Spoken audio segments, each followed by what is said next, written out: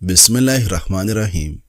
ناظرین، کھانے کے فوری بعد پانی بالکل نہ پی، کیونکہ اس سے کھانے سے جسم کو ملنے والا آئرن ضائع ہو جاتا ہے اور آپ اس کی غذائیت سے محروم رہیں گے۔ جوائن کا قہوہ بنا کر اگر دن میں صرف 2 بار پی لیا جائے تو بخار جلد ٹوٹ جاتا ہے، سانس میں تکلیف کی شکایت دور ہوتی ہے، جبکہ اس کے باقاعدگی سے استعمال سے جسم میں چربی جمنے کا عمل رک جاتا ہے۔ حضرت ابوبکر صدیق رضی اللہ عنہ عجیب روایت نقل کرتے ہیں کہ ایک دن رسول اللہ صلی اللہ علیہ وسلم نے صبح فجر کی نماز پڑھائی اور نماز پڑھا کر چاشت کے وقت تک اپنے مصلی پر ہی بیٹھے رہے۔ چاشت کے وقت نبی صلی اللہ علیہ وسلم کے چہرہ مبارک پر مسکراہٹ کے آثار نمودار ہوئے، لیکن آپ صلی اللہ علیہ وسلم اپنی جگہ ہی تشریف فرما رہے۔ تھان کے ظہر، عصر اور مغرب بھی پڑھ لی۔ اس دوران آپ صلی اللہ علیہ وسلم نے کسی سے کوئی بات نہیں کی، حتیٰ کہ عشاء کی نماز بھی پڑھ لی۔ اس کے بعد آپ صلی اللہ علیہ وسلم اپنے گھر تشریف لے گئے۔ لوگوں نے حضرت ابوبکر صدیق رضی اللہ عنہ سے کہا کہ آپ نبی صلی اللہ علیہ وسلم سے آج کے احوال سے متعلق کیوں نہیں دریافت کرتے؟ آج تو نبی صلی اللہ علیہ وسلم نے ایسا کام کیا ہے کہ اس سے پہلے کبھی نہیں کیا۔ چنانچہ حضرت ابوبکر صدیق رضی اللہ عنہ گئے اور نبی صلی اللہ علیہ وسلم سے اس دن کے متعلق دریافت کی۔ نبی صلی اللہ علیہ وسلم نے فرمایا، ہاں میں بتاتا ہوں۔ دراصل آج میرے سامنے دنیا و آخرت کے وہ تمام امور پیش کیے گئے جو آئندہ رونما ہونے والے ہیں۔ چنانچہ مجھے دکھایا گیا کہ تمام اولین و آخرین ایک ٹیلے پر جمع ہیں۔ لوگ پسینے سے تنگ آ کر بہت گھبرائے ہوئے ہیں۔ اسی حال میں وہ حضرت آدم علیہ السلام کے پاس جاتے ہیں اور پسینہ گویا ان کے منہ میں لگام کی طرح ہے۔ وہ لوگ حضرت آدم علیہ السلام سے کہتے ہیں کہ اے آدم، آپ ابو البشر ہیں، اللہ تعالیٰ نے آپ کو اپنا نیک بندہ بنایا ہے، اپنے رب سے ہماری سفارش کر دیجیے۔ حضرت آدم علیہ السلام نے انہیں جواب دیا کہ میرا بھی وہی حال ہے جو تمہارا ہے۔ اپنے باپ آدم کے بعد دوسرے باپ ابو البشر ثانی حضرت نوح علیہ السلام کے پاس چلے جاؤ، کیونکہ اللہ نے انہیں بھی اپنا نیک بندہ قرار دیا ہے۔ چنانچہ وہ سب لوگ حضرت نوح علیہ السلام کے پاس جاتے ہیں اور ان سے کہتے ہیں کہ آپ اپنے پروردگار سے ہماری سفارش کر دیجیے۔ اللہ نے آپ کو بھی اپنا نیک بندہ قرار دیا ہے، آپ کی دعاؤں کو قبول کیا ہے اور زمین پر کسی کافر کا گھر باقی نہیں چھوڑا۔ وہ جواب دیتے ہیں کہ تمہارا گوہری مقصود میرے پاس نہیں ہے، تم حضرت ابراہیم علیہ السلام کے پاس چلے جاؤ، کیونکہ اللہ نے انہیں اپنا خلیل قرار دیا ہے۔ چنانچہ وہ سب لوگ حضرت ابراہیم علیہ السلام کے پاس جاتے ہیں، لیکن وہ بھی یہی کہتے ہیں کہ تمہارا گوہری مقصود میرے پاس نہیں ہے، البتہ تم حضرت موسیٰ علیہ السلام کے پاس چلے جاؤ، کیونکہ اللہ نے ان سے براہ راست کلام فرمایا ہے۔ حضرت موسیٰ علیہ السلام بھی معذرت کر رہے ہیں اور فرماتے ہیں کہ حضرت عیسیٰ علیہ السلام کے پاس چلے جاؤ، وہ پیدائشی اندھے اور برس کے مریض کو ٹھیک کر دیتے تھے اور اللہ کے حکم سے مردوں کو زندہ کر دیتے تھے۔ لیکن حضرت عیسیٰ علیہ السلام بھی معذرت کر رہے ہیں اور فرما رہے ہیں کہ تم اس ہستی کے پاس جاؤ جو تمام اولاد آدم کی سردار ہیں، وہی وہ پہلے شخص ہیں جن کی قبر قیامت کے دن سب سے پہلے کھولی گئی۔ تم محمد صلی اللہ علیہ وسلم کے پاس جاؤ، وہ تمہاری سفارش کرے گی۔ چنانچہ نبی صلی اللہ علیہ وسلم بارگاہ الہی میں جاتے ہیں، ادھر سے حضرت جبرائیل علیہ السلام بارگاہ الہی میں حاضر ہوتے ہیں۔ اللہ کی طرف سے حکم ہوتا ہے کہ میرے پیغمبر کو آنے کی اجازت دو اور انہیں جنت کی خوشخبری بھی دو۔ چنانچہ حضرت جبرائیل علیہ السلام یہ پیغام نبی صلی اللہ علیہ وسلم کو پہنچاتے ہیں، جس سے سن کر نبی صلی اللہ علیہ وسلم سجدہ میں گر پڑتے ہیں اور متواتر 1 ہفتہ تک سرب سجود رہتے ہیں۔ 1 ہفتہ گزرنے کے بعد اللہ تعالیٰ فرماتے ہیں کہ اے محمد، اپنا سر تو اٹھائیے، آپ جو کہیں گے ہم اسے سننے کے لیے تیار ہیں۔ آپ جس کی سفارش کرے گی اس کی سفارش قبول کر لی جائے گی۔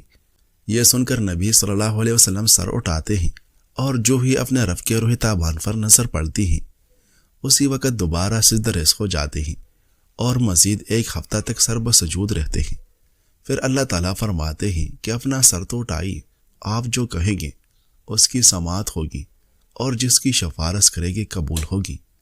نبی صلی اللہ علیہ وسلم سجدہ ریز ہی رہنا چاہے گی، لیکن حضرت جبرائیل علیہ السلام آ کر بازو سے پکڑ کر اٹھاتے ہیں اور اللہ تعالیٰ نبی صلی اللہ علیہ وسلم کے قلب منور میں ایسی دعاؤں کا دروازہ کھولتا ہے جو اب سے پہلے کسی بشر پر کبھی نہیں کھولا تھا۔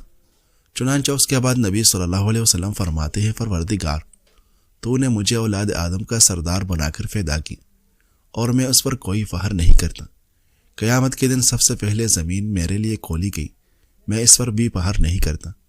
یہاں تک کہ حوض کوثر پر میرے پاس آنے والے اتنے زیادہ ہیں جو صنعاء اور علا کے درمیان فاصلے سے بھی زیادہ جگہ کو فر کیے ہوئے ہیں۔ اس کے بعد کہا جائے گا کہ صدیقین کو بلاؤ، وہ آ کر سفارش کرے گی۔ پھر کہا جائے گا کہ دیگر انبیاء کرام علیہ السلام کو بلاؤ۔ چنانچہ بعض انبیاء علیہ السلام تو ایسے آئے گی جن کے ساتھ اہل ایمان کی ایک بڑی جماعت ہوگی، بعض کے ساتھ 5-6 امتی ہوگی، بعض کے ساتھ کوئی بھی نہ ہوگا۔ پھر شہداء کو بلانے کا حکم ہوگا، چنانچہ وہ اپنی مرضی سے جس کو چاہے گی سفارش کرے گی۔ جب شہداء بھی سفارش کر چکے گی تو اللہ تعالیٰ فرمائے گے کہ میں ارحم الراحمین ہوں، جنت میں وہ تمام لوگ داخل ہو جائے جو میرے ساتھ کسی کو شریک نہیں ٹھہراتے تھے۔ چنانچہ ایسے تمام لوگ جنت میں داخل ہو جائے گی۔ اس کے بعد اللہ تعالیٰ فرمائے گے کہ دیکھو جہنم میں کوئی ایسا آدمی تو نہیں ہے جس نے کبھی کوئی نیکی کا کام کیا ہو۔ تلاش کرنے پر انہیں ایک آدمی ملے گا، اس کو بارگاہ الہی میں پیش کر دیا جائے گا۔ اللہ تعالیٰ اس سے پوچھے گی کیا کبھی تو نے کوئی نیکی کا کام بھی کیا ہے؟ وہ جواب میں کہے گا نہیں، البتہ اتنی بات ضرور ہے کہ میں بیع و شراء اور تجارت کے درمیان غریبوں سے نرمی کر لیا کرتا تھا۔ اللہ تعالیٰ فرمائے گے کہ جس طرح یہ میرے بندوں سے نرمی کرتا تھا تم بھی اس سے نرمی کرو، چنانچہ اسے بخش دیا جائے گا۔ اس کے بعد فرشتے جہنم سے ایک اور آدمی کو نکال کر لائے گی۔ اللہ تعالیٰ اس سے بھی یہی پوچھے گی کہ تم نے کبھی کوئی نیکی کا کام بھی کیا ہے؟ وہ کہے گا نہیں، البتہ اتنی بات ضرور ہے کہ میں نے اپنے اولاد کو یہ وصیت کی تھی کہ جب میں مر جاؤں تو مجھے آگ میں جلا کر میری راکھ کا سرما بنانا اور سمندر کے پاس جا کر اس راکھ کو ہوا میں بکھیر دینا۔ اسی طرح رب العالمین بھی مجھ پر قادر نہ ہو سکے گا۔ اللہ تعالیٰ اس آدمی سے پوچھے گی کہ تو نے یہ کام کیوں کیا؟ وہ جواب دے گا تیرے خوف کی وجہ سے۔ اللہ تعالیٰ اس سے فرمائے گی کہ سب سے بڑے بادشاہ کا ملک دیکھو، تمہیں وہ اور اس جیسے 10 ملکوں کی حکومت یعنی جنت ہم نے عطا کر دی۔ وہ کہے گا کہ پروردگار، تو بادشاہوں کا بادشاہ ہو کر مجھ سے کیوں مذاق کرتا ہے؟ آپ صلی اللہ علیہ وسلم نے فرمایا کہ اس بات پر مجھے چاشت کے وقت ہنسی آئی تھی اور میں ہنس پڑا تھا۔ ناظرین، ایک زمانے میں ایک بہت امیر نوجوان تھا اور اس کے والد لال و جواہرات کی تجارت کیا کرتے تھے۔ اپنے حلقے دوست و احباب میں اس کی بات چلتی تھی اور وہ اپنے دوستوں کے ساتھ انتہائی ایثار و محبت سے پیش آتا تھا۔ بدلے میں وہ بے مثال انداز میں اس کی عزت اور احترام کرتے تھے۔ دن گزرتے گئے، نوجوان کے والد کا انتقال ہو گیا اور خاندان بہت غریب ہو گئے۔ چنانچہ نوجوان نے اپنے خوشحالی کے دنوں کے پرانے دوستوں کو ڈھونڈنا شروع کیا۔ اس سے پتہ چلا کہ اس کا سب سے پیارا دوست، جس کی وہ تکریم کرتا تھا، جس کے ساتھ اسے بہت پیار تھا، جو کبھی اس کی بات کو نہیں ٹالتا تھا، بہت زیادہ امیر ہو چکا ہے اور بہت زیادہ محلات اور جائیداد کا مالک بن چکا ہے۔ چنانچہ وہ اس کے پاس اس امید سے گیا تاکہ وہ اسے کسی نوکری پر رکھ لے یا پھر اس کے حالات بہتر کرنے کا کوئی راستہ تلاش کرنے میں اس کی مدد کرے۔ جب وہ محل کے دروازے پر پہنچا تو خدام و حشام نے اس کا استقبال کیا۔ اس نے ان سے گھر کے مالک سے اپنے تعلقات اور ان کے درمیان پرانی محبت کا ذکر کیا۔ خدام گئے اور اپنے مالک کو ان کے جگری دوست کے آنے کی خبر سنائی۔ وہ اٹھ کر پردے کے پیچھے سے ایک ایسے شخص کو دیکھتا ہے جس کے کپڑے پھٹے ہوئے ہیں اور غریب و فقیری اس کے چہرے سے عیاں ہیں، لہٰذا اس نے ملنے سے انکار کر دیا۔ امیر دوست کے خادم اسے بتاتے ہیں کہ ہمارا مالک کسی سے بھی نہیں ملنا چاہتا۔ پس وہ محل سے اس درد و عالم کے ساتھ نکلا کہ کیسے یہ رشتہ محض میری غربت کے سبب مر چکا ہے اور کیسے لوگوں کے دلوں سے اقدار و مروت ختم ہو گئی ہے۔ محل کے قریب اس نے دیکھا کہ 3 لوگ آپس میں بحث کر رہے ہیں، جیسے وہ کسی چیز کے بارے میں استفسار کر رہے ہوں۔ وہ ان سے پوچھتا ہے کہ وہ کس بارے میں بات کر رہے ہیں۔ وہ اس کے والد کا نام لے کر کہتے ہیں کہ وہ فلاں ابن فلاں کو ڈھونڈ رہے ہیں۔ اس نے ان سے کہا کہ وہ میرے والد ہیں اور وہ بہت عرصہ پہلے فوت ہو چکی ہیں، جس پر وہ بہت افسردہ ہوئے۔ وہ اس کے والد کی خوبیاں بیان کرتے ہوئے کہتے ہیں کہ اس کے والد لال و جواہرات کے بہت بڑے تاجر تھے۔ ہمارے پاس مرجان کے قیمتی ٹکڑے ہیں جو اس نے امانت کے طور پر ہمارے پاس چھوڑے تھے۔ چنانچہ انہوں نے مرجان سے بھرا ہوا ایک بہت بڑا تیلا اس کے حوالے کیا اور جل دی۔ اس نوجوان پر حیرت واری ہو جاتی ہے اور اسے اپنی آنکھوں اور کانوں پر یقین نہیں آتا کہ وہ اسے کیسے سچ مان لے۔ لیکن اب یہ سوال پیدا ہوتا ہے کہ وہ اسے کہا اور کس کو بھیجے، کیونکہ اس کے شہر میں تو کوئی بھی ایسا شخص نہیں تھا جو اس کی قیمت ادا کر سکے۔ لہٰذا وہ کسی تاجر کی تلاش میں نکلا۔ تھوڑی دیر کے بعد ایک بڑی عمر کی خاتون سے اس کی ملاقات ہو گئی، جو شکل و شباہت سے نیک سیرت لگتی تھی۔ اس خاتون نے اس سے پوچھا کہ بیٹا، مجھے آپ کے شہر میں جوہری کی تلاش ہے، کہاں ملے گا؟ نوجوان نے پوچھا، آپ کس قسم کی جوہر خریدنا چاہتی ہیں؟ خاتون نے جواب دیا، مجھے خوبصورت پتھروں کی تلاش ہے، چاہے وہ کسی بھی قسم کے ہو اور ان کی قیمت کوئی بھی ہو۔ نوجوان نے پوچھا کہ آپ مرجان خریدنا چاہیں گی؟ اس نے کہا، میں بالکل خریدوں گی۔ نوجوان نے مرجان کے کچھ ٹکڑے تیلے سے نکالے اور خاتون کے حوالے کر دیے۔ خاتون نے جب قیمتی پتھر دیکھے تو حیران رہ گئی اور وہ ٹکڑے خرید لیے، اور یہ کہتے ہوئے چلی گئی کہ وہ باقی والے ٹکڑے خریدنے کے لیے دوبارہ آئے گی۔ یوں نوجوان کے حالات میں بہتری آنے لگی اور اس کی تجارت بحال ہونے لگی۔ پھر اسے اپنے دوست کی یاد آئی جس نے برے حالات میں اس سے ملاقات کرنا گوارا نہ کی، تو اس نے ایک خط میں 2 اشعار لکھ کر بھیجے، میں ایسے دوستوں کی صحبت میں رہا جن میں وفا نہیں، جو ہیلوں اور بہانوں سے دوستی نبھاتے ہیں۔ وہ میری امیری کے وقت مجھے عزت دیتے تھے، اور جب میں مفلس ہو گیا تو وہ جاہلوں والا معاملہ کرتے ہیں۔ جب اس کے دوست نے یہ اشعار پڑھے تو اس نے جواب میں 3 اشعار لکھ کر بھیجے۔ جہاں تک 3 لوگوں کی بات ہے جو محل کے باہر ملے ہیں، وہ کوئی حادثہ نہیں تھا بلکہ ایک چال تھی۔ جس عورت نے تم سے مرجان خریدا وہ میری ماں تھی، اور تم میرے بھائی ہو اور میرے آخر امید بھی۔ ہم نے آپ کو بخل و کنجوسی کے سبب نہیں واپس کیا، لیکن ہمیں خوف تھا کہ تم ہمارے سامنے شرمندہ نہ ہو جاؤ۔ ناظرین، طبی تحقیق کے مطابق دن میں معمولی مقدار میں پستہ کھانے کی عادت انسان کو دل کی بیماری سے دور رکھ سکتی ہے۔ پستہ خون میں شامل ہو کر خون کے اندر کولیسٹرول کی مقدار کو کم کر دیتا ہے۔ اس کے علاوہ خون میں شامل مضر عنصر لیوٹین کو بھی ختم کرنے میں مدد دیتا ہے۔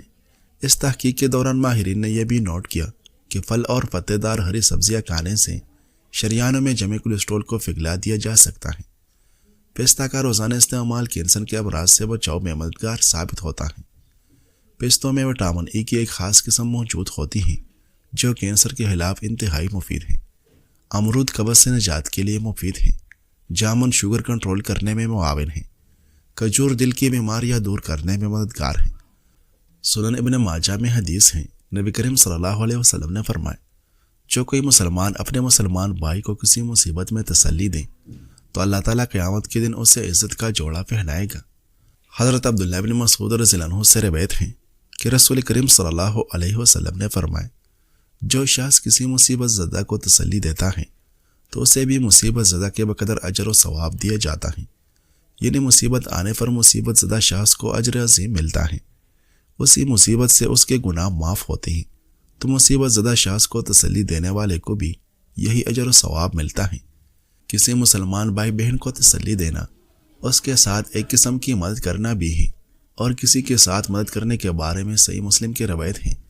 حضرت ابو ہریرہ رضی اللہ عنہ فرماتے ہیں کہ رسول اللہ صلی اللہ علیہ وسلم نے فرمایا، جس نے کسی مسلمان کی دنیا کی پریشانیوں میں سے کوئی پریشانی دور کر دی، اللہ تعالیٰ بروز قیامت اس کے پریشانیوں میں سے کوئی پریشانی دور کرے گا۔ اور جس نے کسی تنگ دست پر آسانی کی، یعنی مالی مدد کی، اللہ اس پر دنیا و آخرت میں آسانی کرے گا۔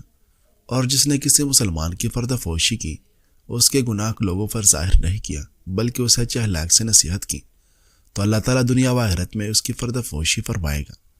اور اللہ تعالیٰ مسلسل بندے کی مدد میں ہوتا ہے جب تک بندہ اپنے بھائی کی مدد میں ہوتا ہے۔